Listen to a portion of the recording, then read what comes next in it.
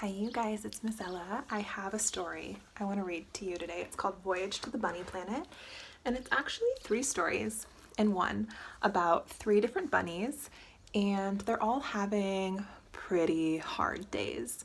And they travel to a place called the Bunny Planet, and it helps them feel better. And I thought that it would be a really good story for us to read this week because I think a lot of us have been having pretty hard days, and sometimes it can feel nice to think about places that we can go with our bodies or just inside our minds that help us feel better. And today's story is about a little bunny named Claire. And when we read this story, I want you to think about what Claire's feelings are in the beginning of the book and at the end of the book and why they change. All right, let's go ahead and get started. So before we jump into our story, we're going to learn a little bit about the Bunny Queen. Her name is Janet. Janet becomes the Bunny Queen.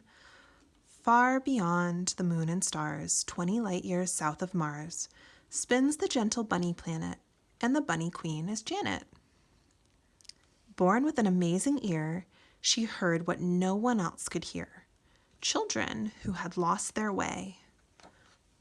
Always she was heard to say, "Here's the place where we begin, on the day that should have been. Floating in her starry dome, Janet comes to take us home." Now we'll start our first story. First tomato. Looks like a little bunny is getting dressed here, huh? Claire ate only 3 spoons of cornflakes for breakfast. Oh man, her cornflakes fell. On the way to school, her shoes filled with snow. Oof, that looks so cold. By 11 in the morning, math had been going on for 2 hours. Holy smokes, 2 hours of math, that is a long time. Lunch was Claire's least favorite, bologna sandwiches. At playtime, Claire was the only girl not able to do a cartwheel. Oof. Once again, the bus was late. Look at her sitting waiting in the cold. That's so sad. Claire needs a visit to the Bunny Planet.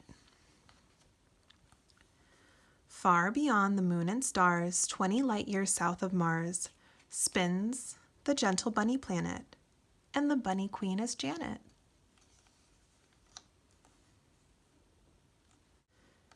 Janet says to Claire, "Come in. Here's the day that should have been."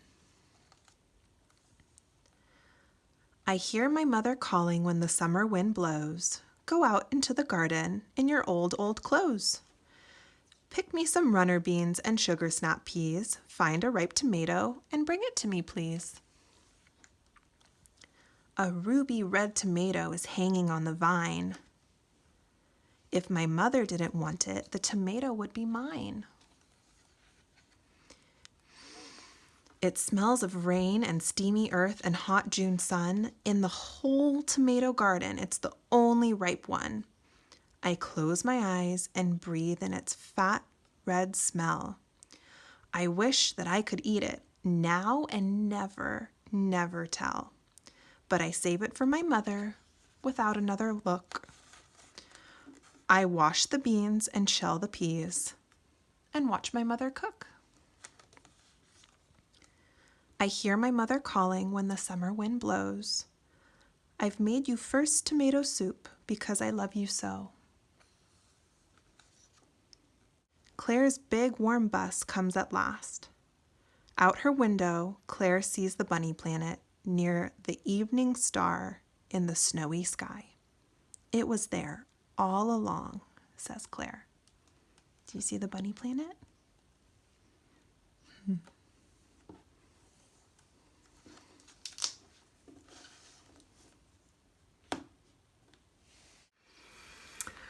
Well, I really hope that Claire has a better day tomorrow.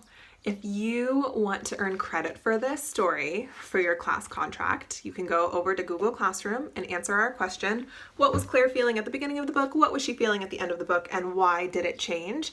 And I will read you the stories of our 2 other bunnies in the next few weeks.